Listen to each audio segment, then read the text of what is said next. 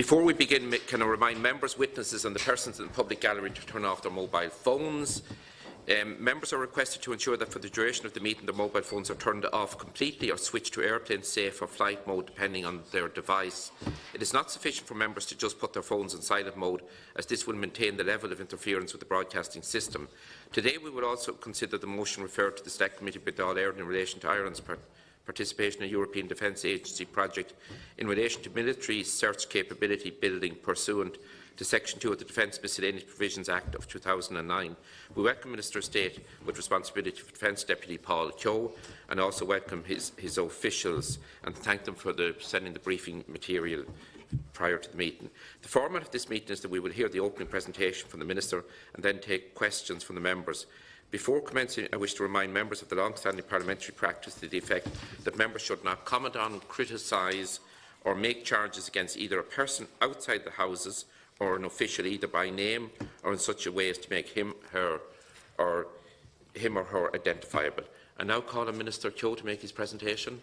Thank you very much, Chairman. I very much appreciate the opportunity for being able to address the committee members. The following motion has been placed on the order paper for Dáil Éireann and was referred to this committee. The Dáil Éireann approves Ireland's participation in a European Defence Agency project in relation to military search capability building pursuant to Section 2 of the Defence Miscellaneous Act 2009. In commending the motion to the committee, I will briefly outline the function of the European Defence Agency and the background to the programme that Ireland wishes to participate in. The European Defence Agency was established by a joint action of the Council of the European Union in 2004 to support the Member States and the Council in their effort to improve European defence capabilities in the field of crisis management and to sustain the European security defence policy as it stands now and develops in the future.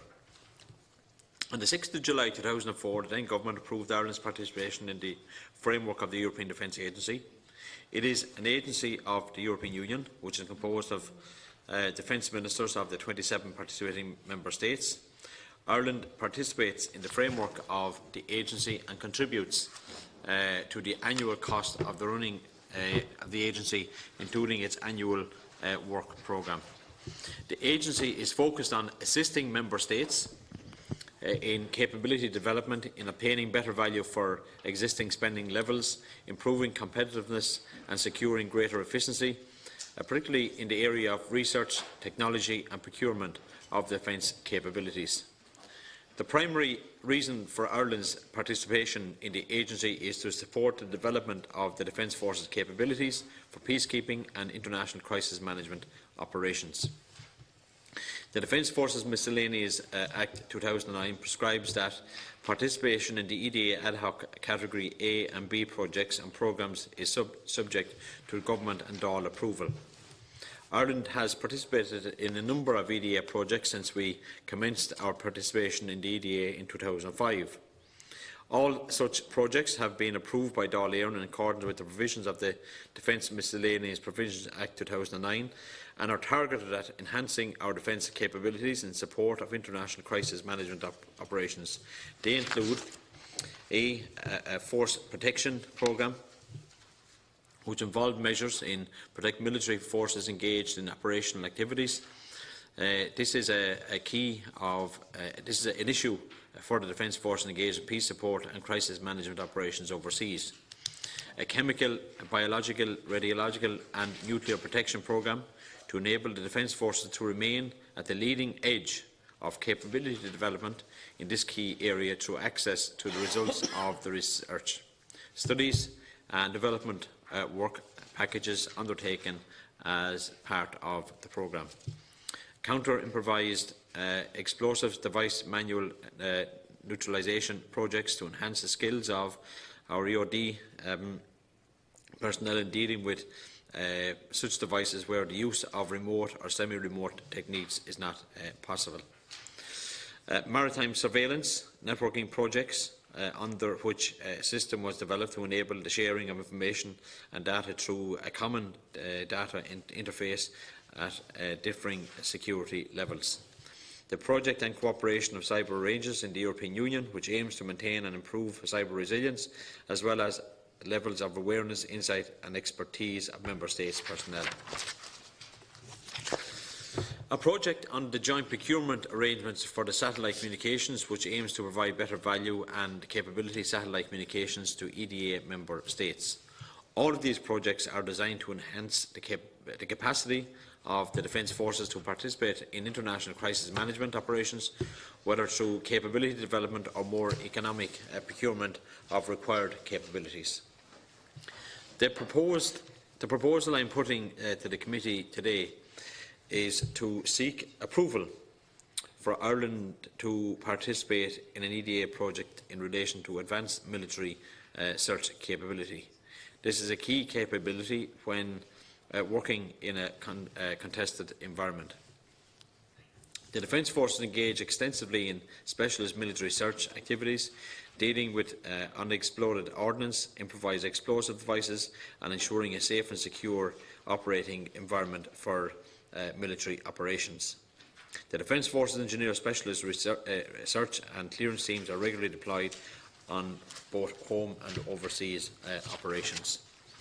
There are 2 specialist search teams operating overseas in UNDUF and in UNIFIL, and they predominantly conduct route searches and area clearances in advance of vehicle or foot patrols. The Defence Forces have also provided specialist search capability to An Garda Síochána in support of aid to civil power operations during high-profile visits of foreign VIPs and for searches for bodies and weapons. Examples of recent such deployments include the Papal visit, the British royalty visit and the US Vice President visits. There have also been a number of searches for the bodies of missing persons and more conventional operations against paramilitary groups and criminal organisations. The Defence Forces Corps of Engineers does not have specialist search teams at an advanced search capability level. Advanced search personnel are capable of conducting hazardous environment search, working in confined space and operating in chemical, biological and radiological nuclear environments. Participation by the Defence Forces in this project addresses this capability gap. The aim of this project is to develop common processes, techniques and procedures for military search for contributing Member States. The overall cost of the project is €2.28 million over 6 years and will be funded by 8 participating Member States. Funding comprises both financial contributions and contributions in kind.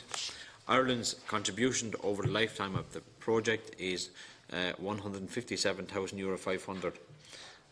This comprises of €102,500 contributions in kind associated with hosting an international seminar and a number of training events with a direct financial contribution of €55,000. Costs will be met from within existing resources department. 8 Member States are planning to join the project as follows: Austria, Belgium, Cyprus, the Netherlands, Portugal, Spain, Sweden and Ireland. The anticipated benefits of the Defence Forces participation in this project are it addresses a current deficiency at advanced level of engineer, specialist search and clearance capability. The training to instructor level in this project will ensure that this requirement may be met in-house going forward. The project provides an efficient, more cost-effective means of qualifying teams to advanced search level and maintaining their currency, which would otherwise be prohibitive if it had not been procured. If it had to be procured in the market. Additional benefits also arise from interaction with other forces and the sharing of tactics, techniques, procedures and experiences. The Government's White Paper on Defence, published in August 2015, states that Ireland will identify opportunities to participate in multinational capability development projects within the framework of the European Defence Agency in support of the Defence Forces, operational capacity and capability. This project is a prime example of how the Defence Forces can develop their military search capability to an advanced level and provide a pathway for ensuring there is no future skills fade. Ireland's participation in this project affords us the opportunity to keep abreast with best practice and new developments in the defence environment in a cost-effective manner particularly as it impacts on multinational crisis management operations. I commend this motion to the committee. Thank you, Minister. Deputy O'Sullivan. Thank you, and I'll be brief on this. Nobody would deny our Defence Forces having the skills that they need to do the work that they need to do, and some of the areas you outlined on page 6, we know the need. It's not going to cost too much, but, and there's a major but, that it's moving us away from our traditional role in UN peacekeeping operations, and it seems to be drawing us further and further in to this idea of an EU army that many countries and various individuals are promoting, and I just find that very disturbing. Also, I think it's extremely controversial. Now, when you mention at the end about crisis management operations, I mean, what exactly are we talking about as crisis management operations? And you mentioned also military search, and again, I think these are terms that they sound okay, but we know that there's an awful lot underlying those particular terms. And I did ask the last time you were in about part of the skills on interrogation, and you said you'd come back to me on what sort of interrogation skills were being taught or promoted. So I would have concerns about this from the fact that it seems to be drawing us further and further into this European army and further away from the traditional role as in with the UN peacekeeping operations, where we have really enhanced our reputation and where we are, well known, regarded and respected. Thanks, Chair. Thank you very much, Deputy O'Sullivan. Minister. Deputy, just I do know that I said that I will come back to you, and I know that that is on its way to you. I haven't signed off on it yet, but I do know it's ready for me to sign off on for that, and I will. I think it was the week before last, so and I was in the Dáil twice last week, just on issues here.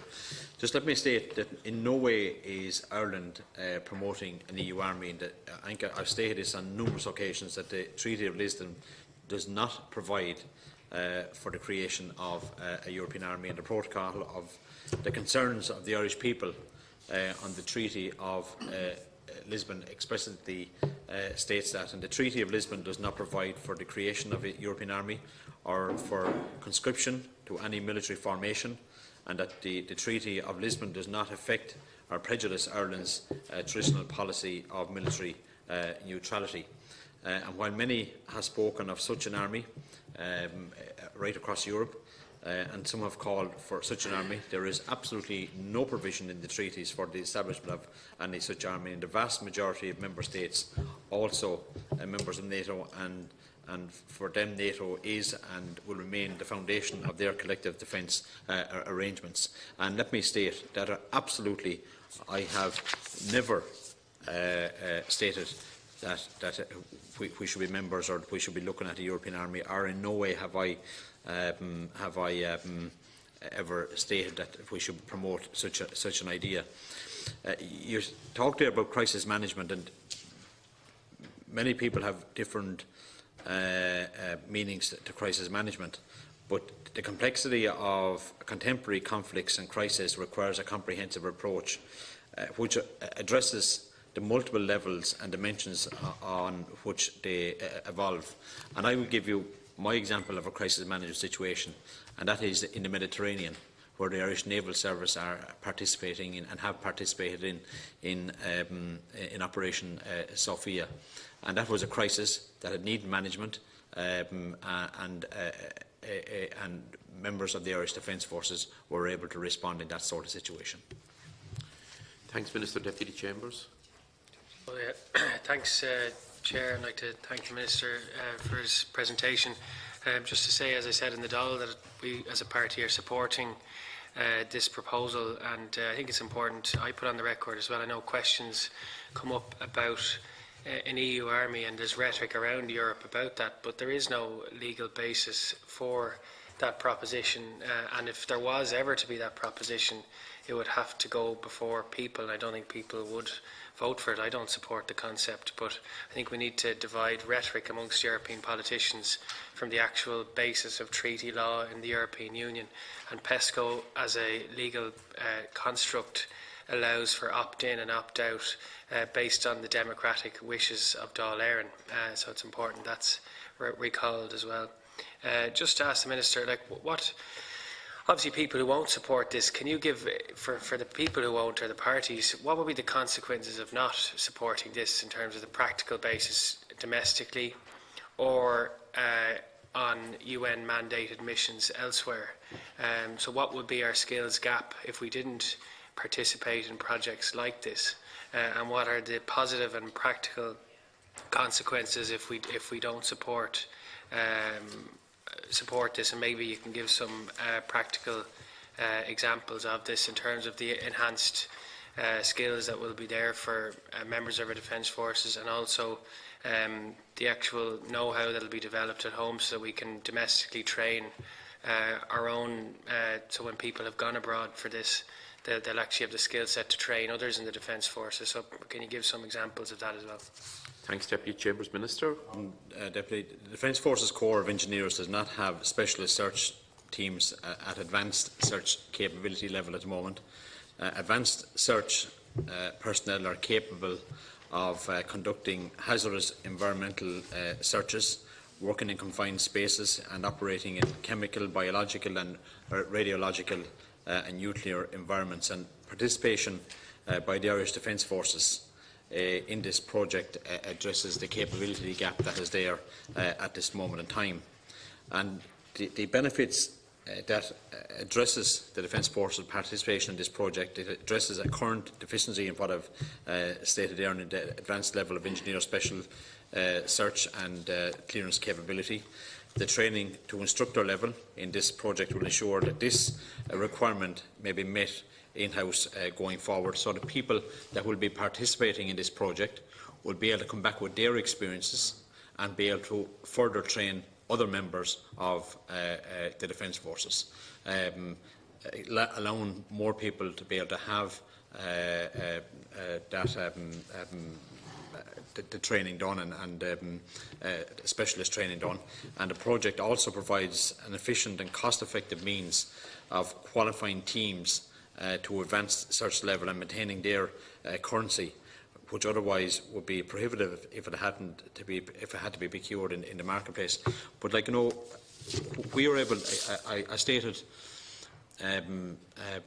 we were able to use the skills that we have, and that we will be updating the skills of the Defence Force as well. It was used during the search of the Phoenix Park for the papal visit. It was used for the papal visit in Knock Airport. It was used in the most recent Prince Charles visited the naval base. It was used in the naval base, and I understand, I'm not able to say correctly, but I know it was used in other areas for other other visits as well, and it was also provided search for within the I know when the President of America visited here, and also when Vice President Biden visited here, they were the resource that what we're doing here, and updating the skills that we have, but all those skills are put in place for such visits. Thanks, Minister. Deputy O'Sullivan. Yeah, there's quite a number of issues in relation to this and other ongoing attempts to further ingrain Ireland's defence policies with those of countries within the European Union who have, as they've indicated publicly, the aim towards bringing about a European army. And while it isn't passed by the House of Oireachtas now, every single step that has been taken in recent years has been quite blatantly flagged by those who are at the head of the European Parliament, European Commission, and it has been stated quite clearly at European Council meetings. So it is a bit more than rhetoric, which the last Deputy said. There is a gradual movement which is gathering pace, and we can see that just from the motions that come before us in this committee on a more regular basis of late. Some of them are innocuous or seem to be innocuous, and some are more blatant in their intent. They are all part of an overall jigsaw. As I said, there is an apparatus being formed, if you want, to make it virtually impossible for the Irish Defence Forces in the future to stay out of the intent, because to do so would be more difficult. The more interdependent we become, the more the army becomes dependent on the skill sets of other EU armies, the more our call signs, our operational procedures are the exact same as other countries. We have enjoyed, since the founding of the state, an independent foreign policy, and the Defence Forces have upheld our neutrality very proudly for Ireland since then. Yes, Minister, we need the best possible protections for Irish soldiers. We also need the best working conditions. We need proper pay. It's great hearing you talking about the papal visit. Kind of, we all saw the media headlines in terms of the pay that some of those soldiers got for their being on duty in operations around the papal visit, and the same pertains to other times that they're on duty for a lot longer than they should be, given that it is peace times. In terms of this specific one, I asked a question recently in the Dáil, and you answered that you couldn't respond to it because of the security of the state.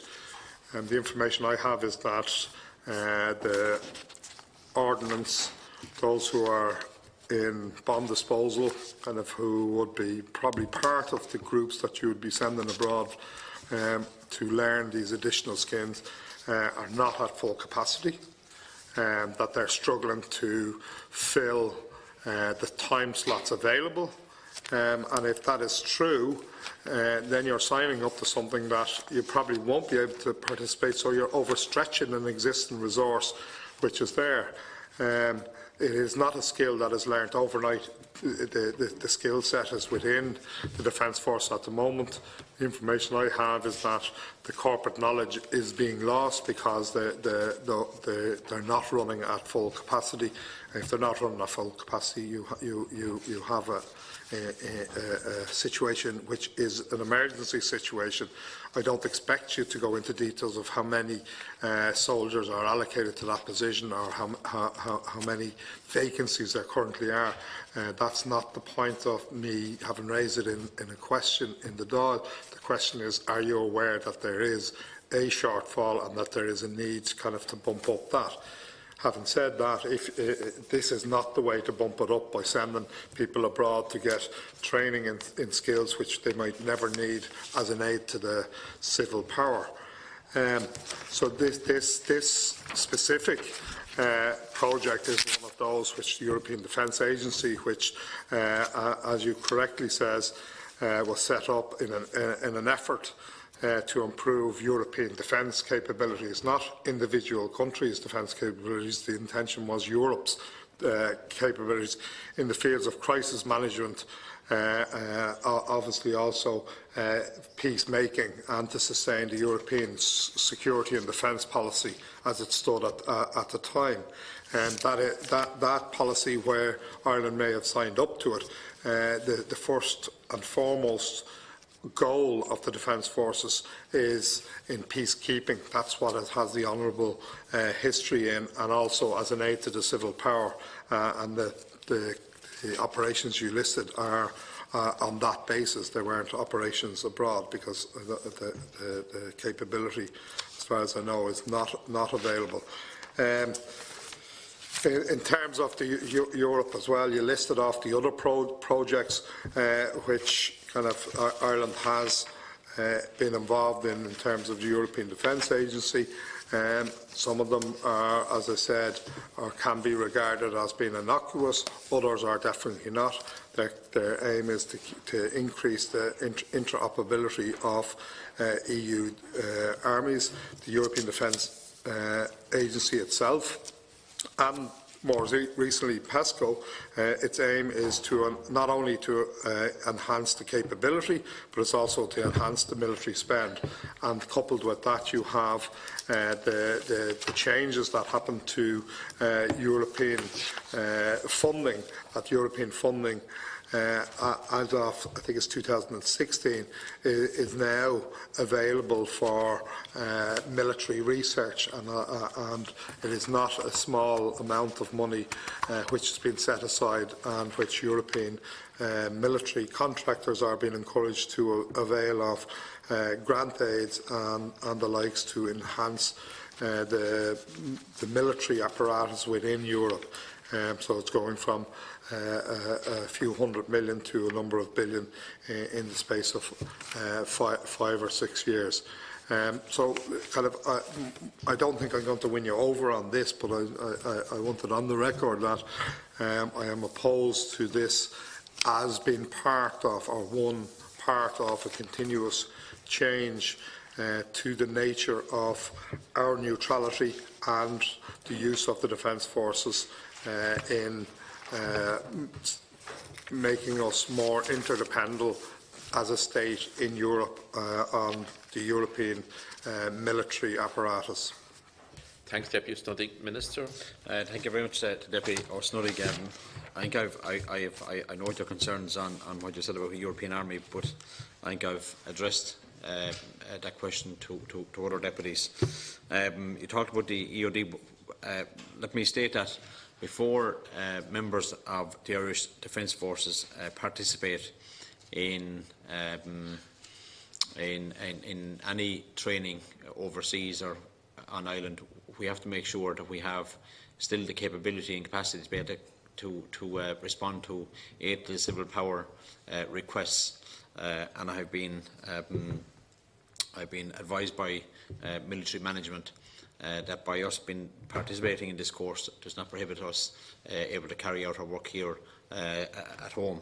In matter of fact, Deputy, it's a core team of engineers will be going on this course here, 60 personnel altogether over the duration of the courses, and half of those people will become trainers, where they will be able to bring their expertise back home here to train others in the same area.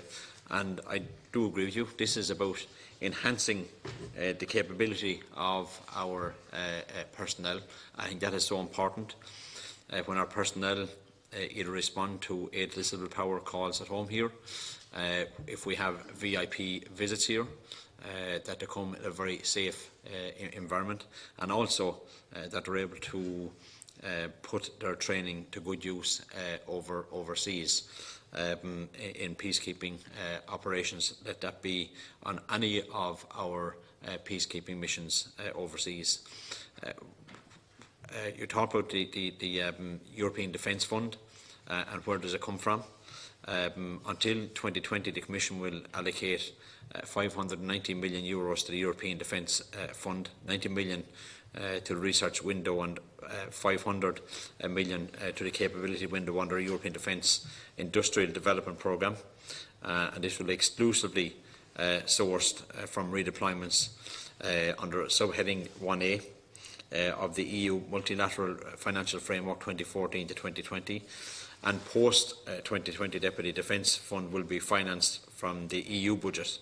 The level of funding proposed is 13 billion, and this will depend on the outcome of negotiations on the multi-annual financial framework 21 to 2027. But what I want to repeat, Deputy, is to you that under the guidance and under the advice from military management, that they believe that this is a very good course that we should be participating in. It will give our members of the Defence Forces enhanced capability, and I don't think anybody here would disagree with that, in that when members of the Defence Forces go overseas, I want to be able to say that we're sending the very best, well-trained and best equipped members overseas at any time. And I do believe that this course is extremely worthwhile and financially worth the money that we're spending on it and investing into it as well. Thanks, Minister. Deputy Seán McLoughlin. First of all, Minister, you're very, very welcome. And first of all, just to acknowledge the wonderful work being done by the Defence Forces at home and abroad over many years. And I think it's only right and proper that we would put that on the record as well for the wonderful work that's been done by all of our personnel that we're very, very proud of and very, very supportive of over the years. And I certainly, in what you have outlined there today, Minister, in relation to the funding and the very small amount of funding that's required for this project to proceed, and I think that the Defence Forces you mentioned there, dealing with unexploded improvised explosive devices and that, for the safety of our people, I think it's vitally important that we would engage, and certainly with the funding that's made available, that we would make available from this committee, that we would support this, and also that the Defence Forces Corps of Engineering, they need to be specialised, which they are, but they need to get the finer points. They must be dealt with and also given the top priority in relation to going forward. And I think that you were talking about an overall cost of something in the region of 157,000, which I believe that for our Defence Forces is vitally important. And I certainly, in addressing the current deficiency, as you have said, at the advanced level of engineering specialists, searching clearing capabilities, I have seen it at first hand what the Defence Forces have done in various places around the country. And I think it's only right and proper that these people would be protected, would be safeguarded, and indeed that they would have all of the, first of all, the equipment, but also all of the knowledge and know-how in relation to going forward. So I have no hesitation in supporting this motion to the committee today. Thank you, Minister. Thanks, Deputy McLoughlin. Minister. Thank you very much, Deputy McLoughlin. And I think you're repeating exactly what I've been saying to other deputies earlier on about giving our members of the Defence Forces enhanced capability, let that be at home or abroad. And also I just want to touch on, and you spoke about domestically, that if we bring foreign dignitaries here, or heads of state, as we did, let it be royalty from the Britain, let it be the Pope, or let it be the President of America or the Vice President of America, I think it's only right and proper that they come here in a very safe environment, and knowing that they're coming in a safe environment, and that members of the Defence Forces, if it is sweeping Knock Airport, or if it's sweeping to Phoenix Park or whatever, or searching Phoenix Park, that they have the skills, the proper skills and the capability to be able to do that. And also, let it be on peacekeeping overseas, that they have the proper training and expertise to be able to carry out their work overseas as well. Thanks, Minister. Deputy Seán Barrett. Thank you. Chairman, every time I receive a document from the Department of Defence recently, I get more shivers down my spine, because an increasing feeling that we're being walked into things. I mean, this is quite clear here. You know, we're talking about capabilities for peacekeeping and international crisis management operations. Now, what is international crisis management operations? Like, it's as if we're ashamed of the fact that we're renowned worldwide for peacekeeping. That's our speciality. There's enough people around with the necessary equipment and who are engaging in military activity. We engage in peacekeeping, and we have a specialist ability to do it, built up over many generations. And I get this feeling that we're being dragged slowly but surely, as if we're ashamed of the fact that we're only peacekeepers. I mean, international crisis management operations, what are those, would somebody tell me? That means crisis management in various areas. And then you go on. On page 4, you go, Force Protection Programme. This is a key issue for the Defence Forces, engaged in peace support and crisis management operations overseas. Like, you know, we're being walked into something here that, you know, we want to be extremely careful. And I'm very proud as an ex-Minister for Defence of the role played by the Irish Defence Forces in peacekeeping abroad. We're renowned for it. We have a specialist knowledge of it. And we should be very proud and continue to support that. And this, I get this idea that we're sort of semi-ashamed that we're not in with the other big boys and that peacekeeping has gone out of fashion.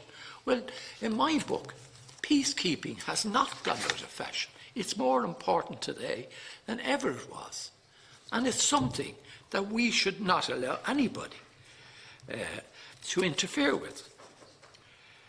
And again, if you go to page 5, all of these projects are designed to enhance the capacity of Defence Forces to participate in international crisis management operations. That spells trouble. That's not international peacekeeping. International crisis management operations. That's not what our Defence Forces are there for. We don't have the numbers and we don't have the capability. And, you know, I get extremely concerned every time I get a memo with this sort of language in it. And, you know, I think it's about time that we stood up and said we are proud of the fact that we are renowned for our peacekeeping abilities. Peacekeeping abilities. And that means having skills that are not available to very many people operating in the world of, operations of Defence Forces.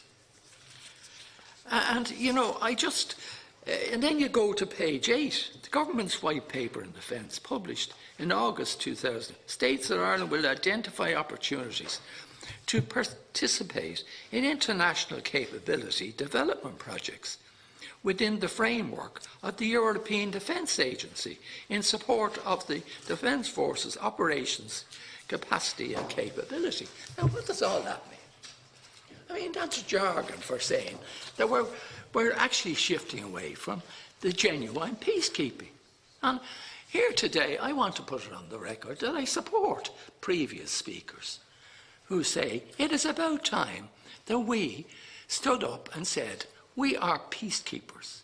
Peacekeepers. We're proud of the skills that we have developed over many years on various operations throughout the world, and we don't get engaged in peacemaking. Peacemaking means that you're going to get involved in conflict. Now, you know, this is worth protecting, and it's very worthwhile that we as a committee here set out I want to set out personally what I believe our Defence Forces should be doing. They should continue to do what they have been doing very, very successfully down through the years as peacekeepers in various parts of the world. And you know, I get the impression that people, you know, want to show that we're as good as the next army. Well, I'm sorry. Our army is a peacekeeping army. It goes on peacekeeping missions. And it doesn't look for conflict. And I'd like that to go on the record. And, you know, I really do. I get very nervous every time I see documentation like this.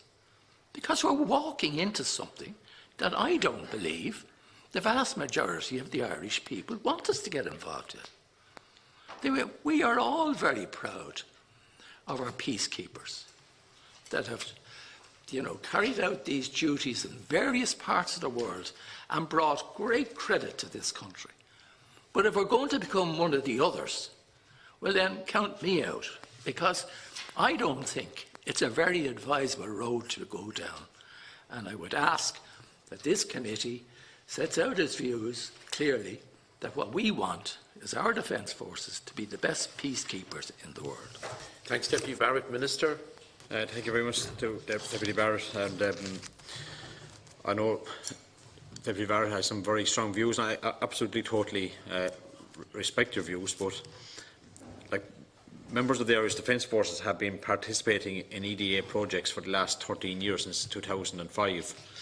And I named out a number of the projects that they have participated in, from Force Protection Programme to Chemical, Biological, Radiological, Nuclear Protection Programme to Counter Improvised Explosive Device Manual Neutralisation Projects, Maritime Surveillance and Networking Projects, Cooperation in Cyber Ranges in the European Union, Joint Procurement Arrangements for Satellite Communications. And like, my feeling is, and my own view is, that peacekeeping and the EDA are interlinked.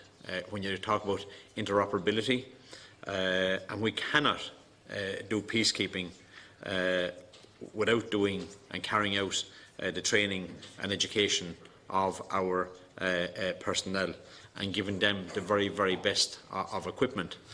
And I noted here, stated the last day when I spoke about the SOFA motion that was going through, I said the peacekeeping has changed. I know you had a different opinion on that, but I have even seen in my year's involvement with the Irish Defence Forces going back to 2011 that I have seen the advances in technology that we have to keep ourselves abreast of.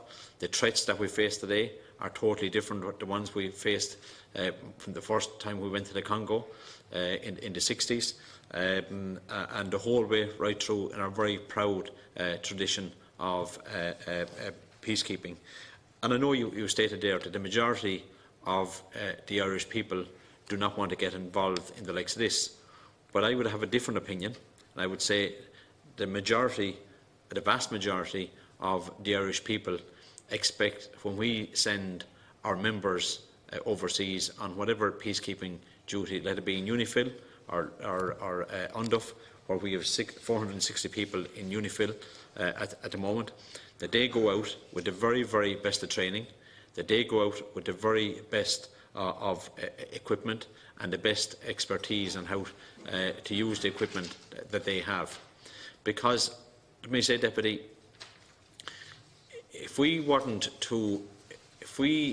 didn't train, if we didn't educate members of the Irish Defence Forces for the past 20, 30 or 40 or 50 years and left them back to where we were in the 60s and 70s and 80s, I really feel that we would have an awful lot more fatalities than what we have. Because, let me say, we have to have the very best of equipment when we go overseas. And I don't want to say, I know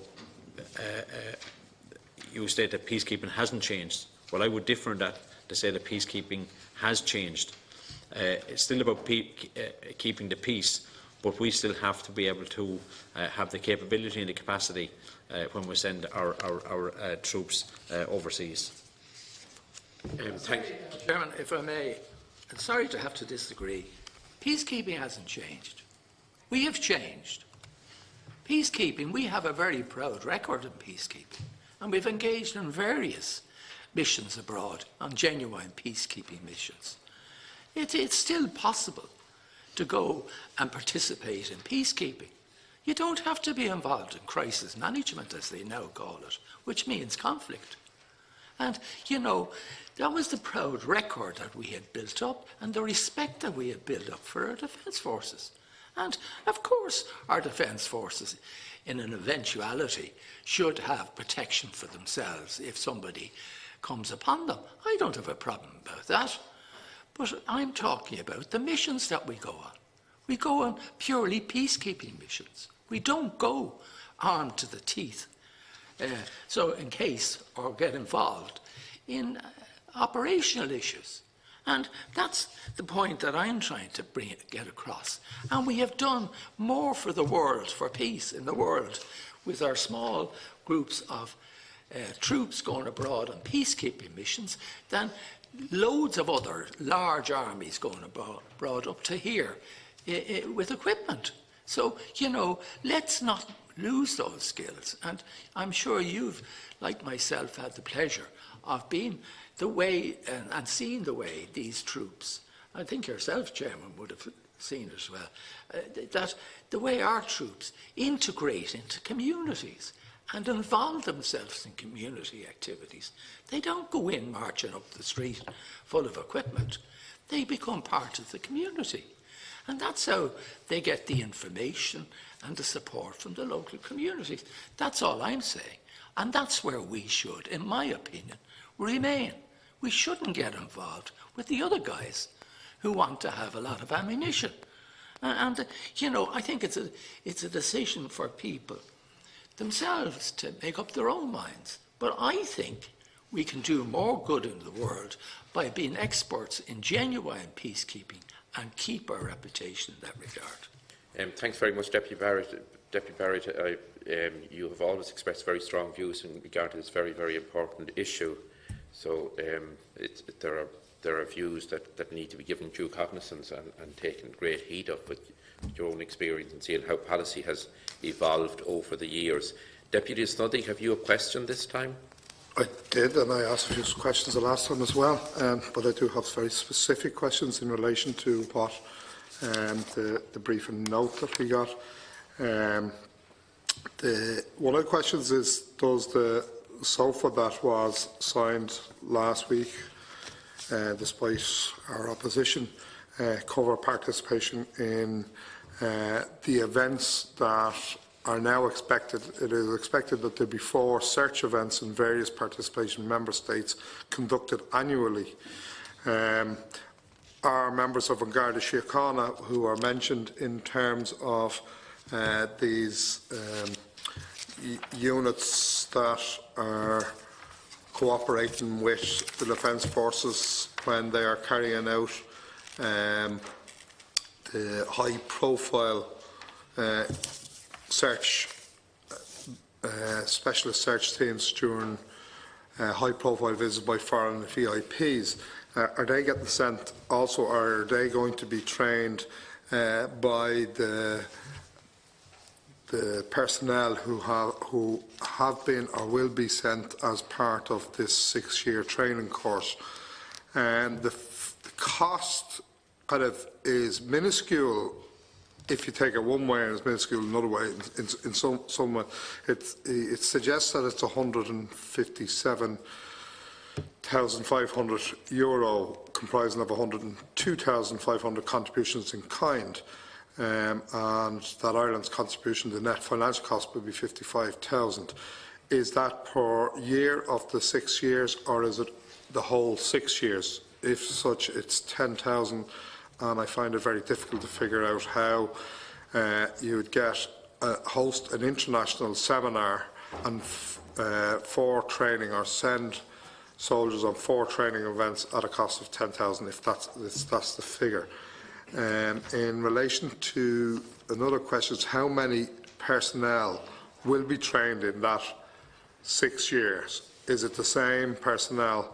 And are you adamant that those personnel being tied up in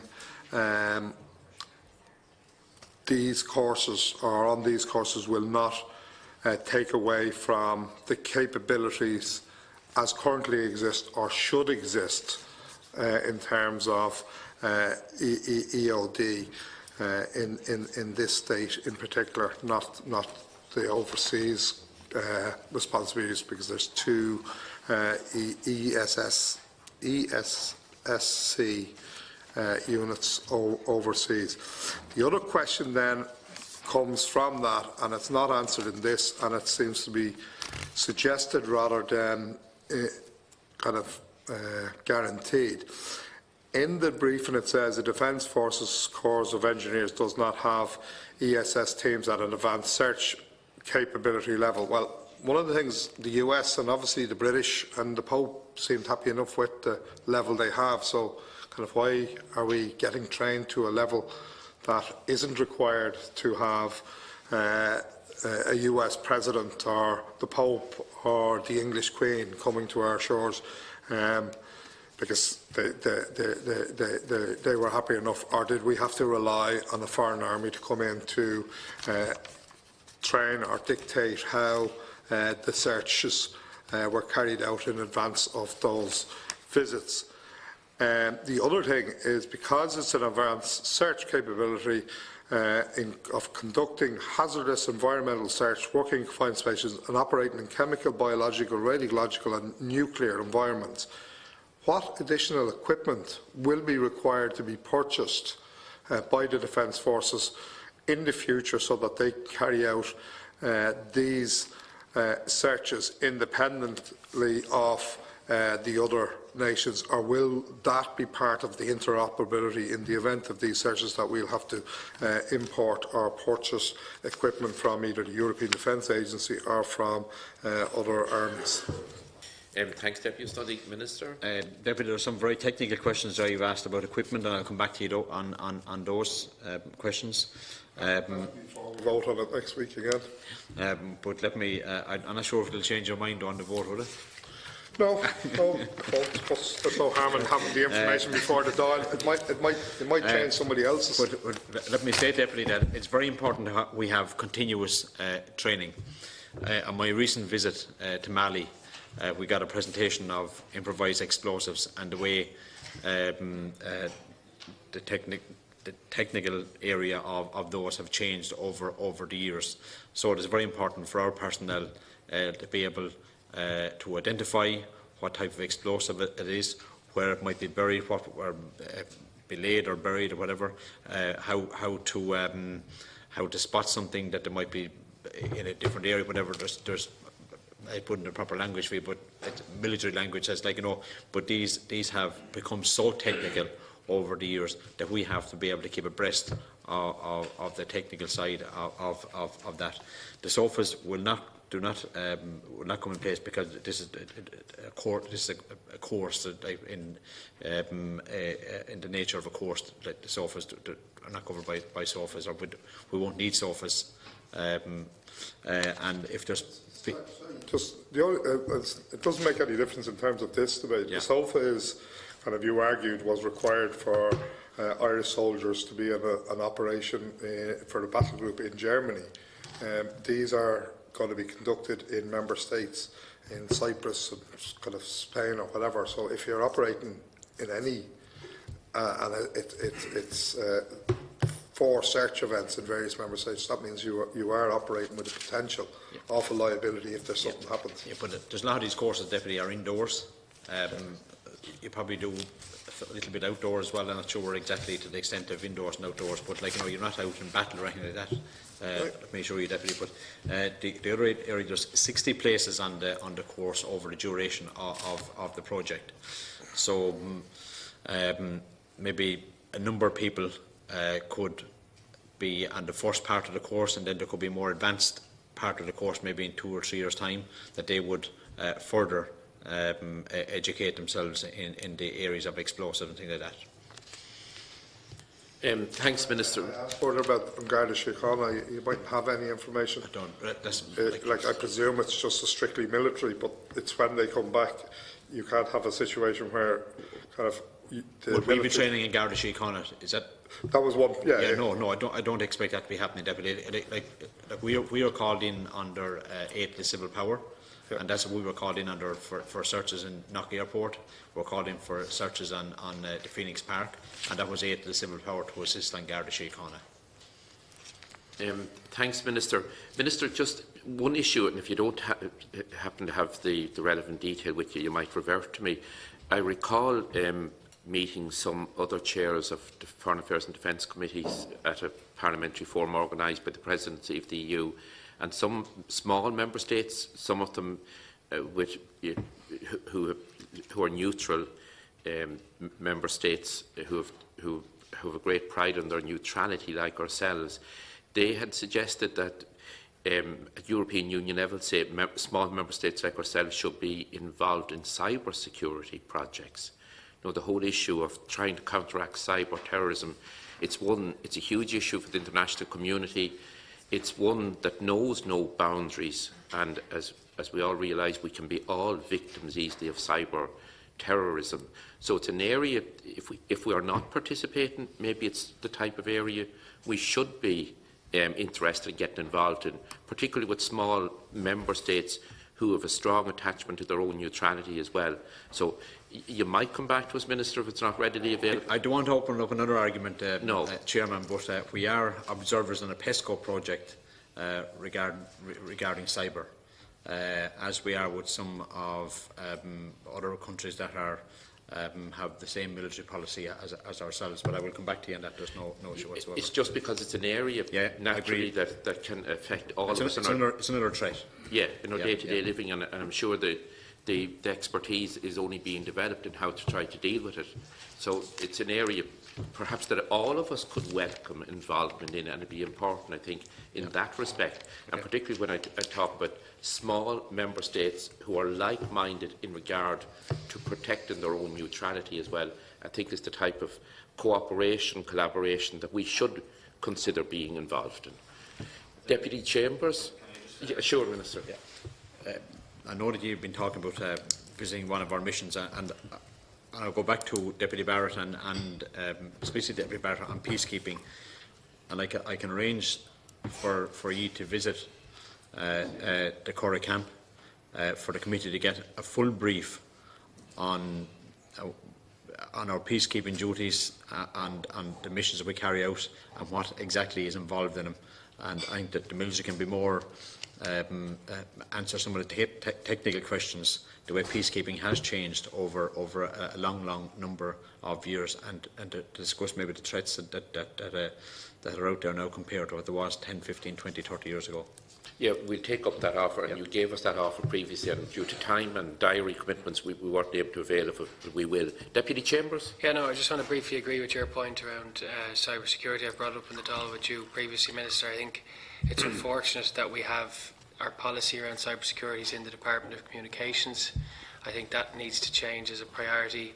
The Controller and Auditor General has criticised its strategic function and its whole operation at present. So I think we've a weakness there that, you know, whether it involves collaboration with our European partners, but also at an interdepartmental level, I think we need to re-evaluate the basis of cybersecurity in the Department of Communications, where it's seen as a kind of a